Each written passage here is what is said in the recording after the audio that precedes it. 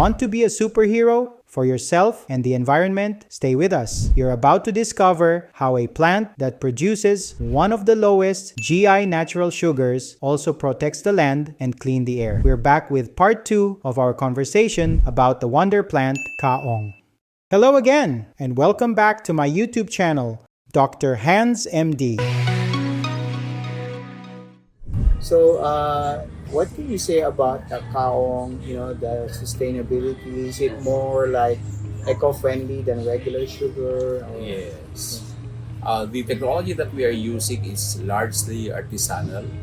So, of course, we do not add any ingredient aside from the Kaong sap. So, it's a slow process of cooking. So, that makes it very healthy.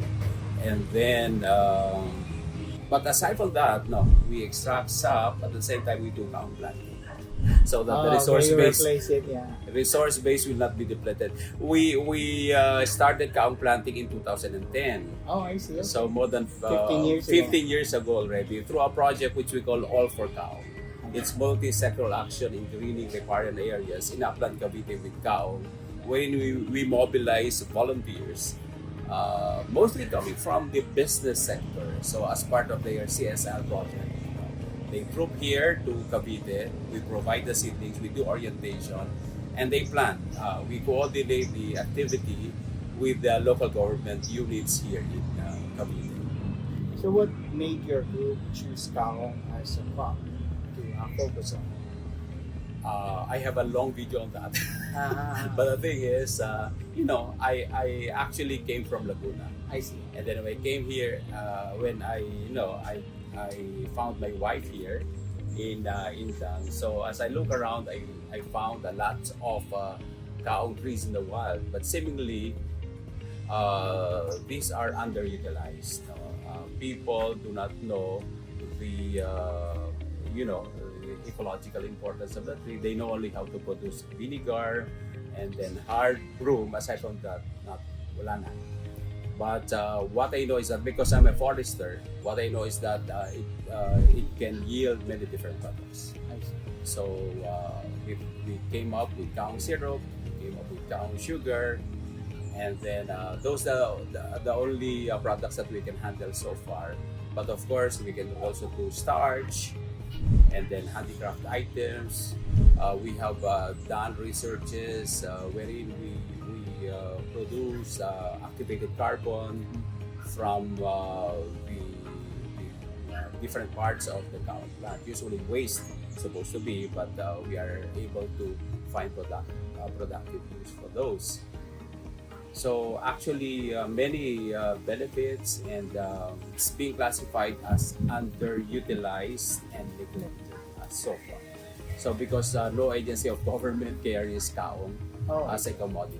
But it's good that you have a background in forestry, because one of the things that people are concerned of is, when you have a species of plant like palm, does it impact the other trees in the forest, or is it ecologically positive for the environment? Yeah.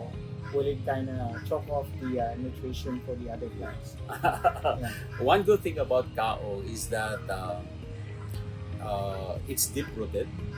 It's deep-rooted. There is 1-to-1 shoot-root ratio. So the taller it is, the bigger is the root system. And the roots do not grow laterally, so it penetrates down below. In fact, if you are going to consider nutrient cycling, that will be very good, because we are able to pump nutrients that already leads down the horizon and bring it back to the system. It's also a C4 plant. It thrives even under adverse conditions. Even if like in the Philippines, we have a lot of typhoons. Sounds like it's a really sturdy plant. Yeah, a sturdy plant. It's able to protect the slopes, and then it captures a lot of carbon dioxide from the atmosphere, even if the condition is adverse. For example, it can grow in the open, or under partially shaded condition or fully shaded condition. It adjusts because it's a C4 plant. And doesn't have to be in prime agriculture lands. because it adjusts. So it sounds like overall it's good for soil erosion, It's prevent good. soil erosion. Yeah, and rehabilitation of depleted areas. It's also very good. So will it actually? And it goes in association. Sorry to cut you. It grows in association with different. Yeah, that's my crops. next question actually. If you can plant coffee underneath or some other plant. But you have to, you can, because in the natural condition, you can see it thriving along with other crops, Oh, other trees. We have some trees in there. So it grows in association with different crops. But if you're going to do it plantation type, you have to adjust the spacing so that it will there's not a certain distance. certain distance. I advocate 5 by 5 meters spacing. But if you're going to plant as an intercrop, species that are sun loving or cannot tolerate shading, then you should adjust the spacing of kaong.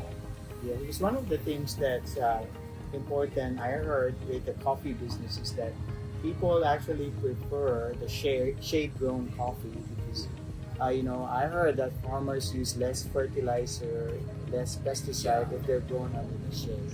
So I think this is really a good thing also for other plants. Yeah. Coffee is a facultative science. It thrives even under shaded conditions.